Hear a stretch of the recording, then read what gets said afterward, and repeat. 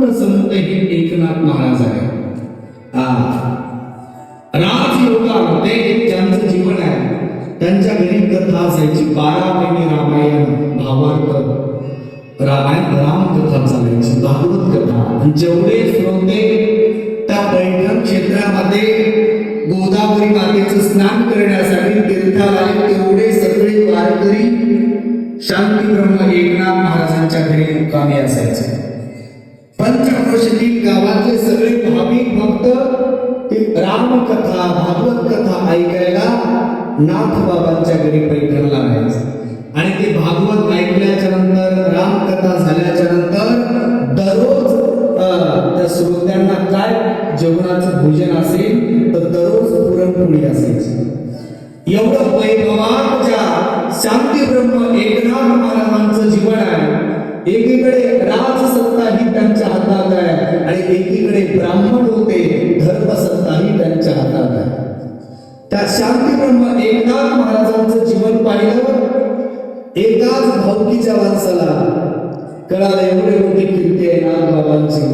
शांत शांत आहेत आणि सगळ्या महाराष्ट्रात अख्ख्या वारकरी संप्रदायात त्यांचं नाव होत आहे. एक घटना करायची, एकनाथ महाराजांना राम होईल असं काहीतरी करायचं. आणि का एवढ होता मुस्लिम व्यक्तीला सांगितलं, राजा तुझा एक पानाचा धंदा आहे ना, हे पान विकण्यापेक्षा तू हे सगळे पानं घे. त्या जिथं नाथ बाबा गोदावरी मातेचं स्नान करण्यासाठी जातात त्या गंगेवर बस. शांतीब्रह्म एकनाथ महाराजांनी स्नान केलं आणि मंदिरामध्ये दर्शन घेण्यासाठी यायला लागले की पान खायचं नाथ बाबाच्या अंगावर खायचं. थोडं 1-2 शिंतोडे जरी गेले तर नाथ बाबा स्नान करण्यासाठी जाते.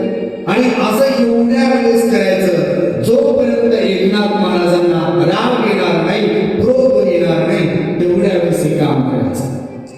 पैसे ठरले सगळ्या गोष्टी. आणि हा बाबा त्या गंगेच्या तीरावर बसलेला आहे. नाथ बाबा स्नान करण्यासाठी गेले. कळशीमध्ये पाणी घेतलेलं आहे. मंदिरामध्ये देवाचं दर्शन घेण्यासाठी जाणार. भगवान श्री दत्तात्रेयांची उपासना करणार आहे. मग भगवंताची पूजा करण्याकडे जात असताना हा एवढं थोडं थुंकायचं. बाजूला थुंकलं एक शिंतोडा नाथ बाबाच्या अंगावर आला की पुन्हा नाथ बाबा स्नान करायला जायचं.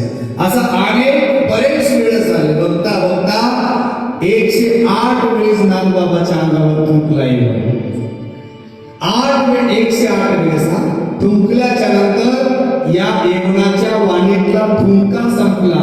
पण नाथ बाबाला काही क्रोध आला नाही, नाथ बाबाला राग आला. उलट 108 वेळेस